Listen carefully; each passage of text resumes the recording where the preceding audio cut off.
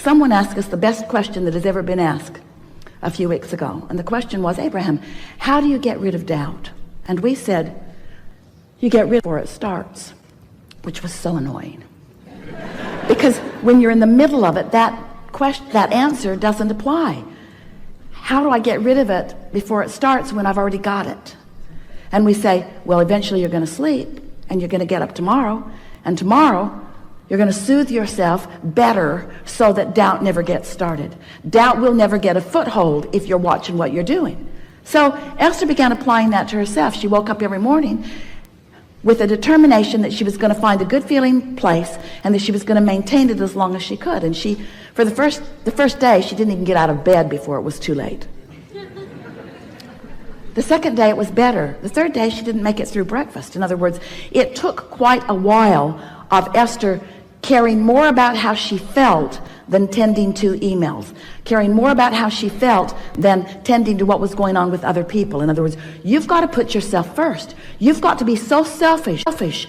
You have to care about how you feel, which means you have to tend to the self that you really are. You've got to find a way of closing that gap between who you're being right now and who you really are. And who you really are loves you so much, adores you, appreciates everything that you are, flows constantly to you, assisting you in every possible way.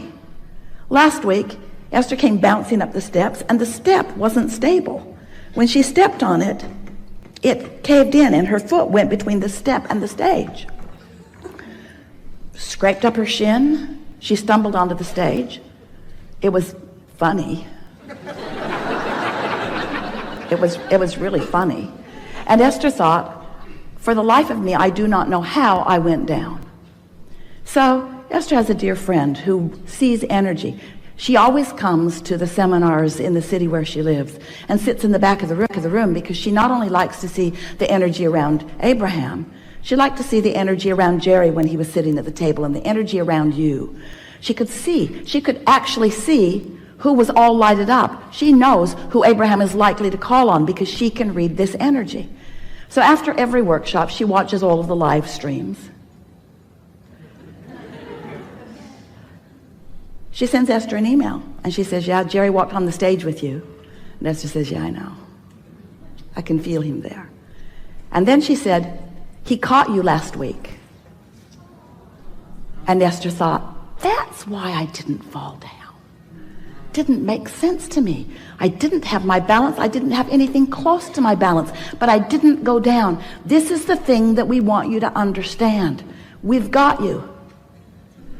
But if you're not knowing that, if you're mad at yourself, then you don't let us get you. You prevent yourself from receiving the inspiration. Do you know when you yawn? That's because you need more oxygen, and we yawn you.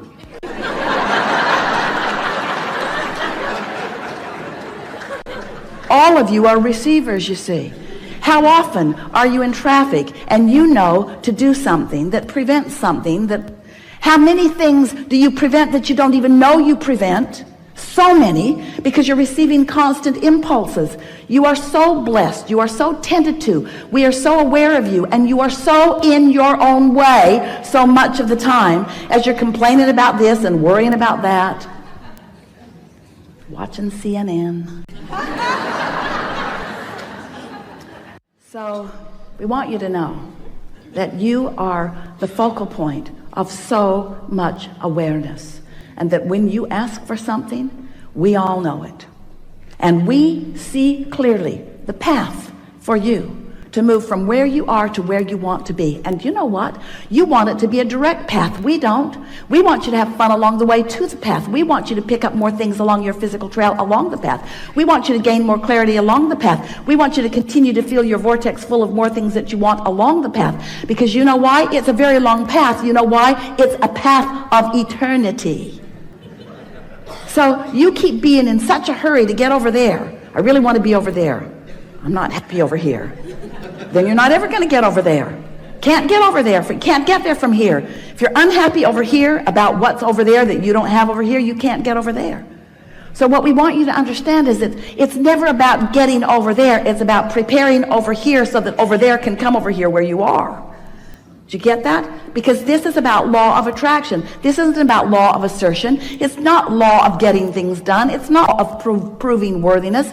It's a law of attraction. It's about you finding some way to think some sort of thought, to get on, to hold yourself on your own lap and soothe yourself. I am a good person, and I am doing well, and all is really well, and it's getting better. And I am figuring this out, and things are going my way. And I'm getting clearer every day, and I'm having fun in the process of doing this.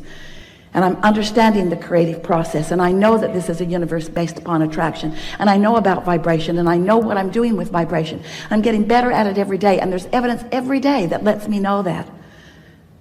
As you soothe yourself, as you do something about tending to your point of attraction, which is all that matters, because everything else is already done, you see.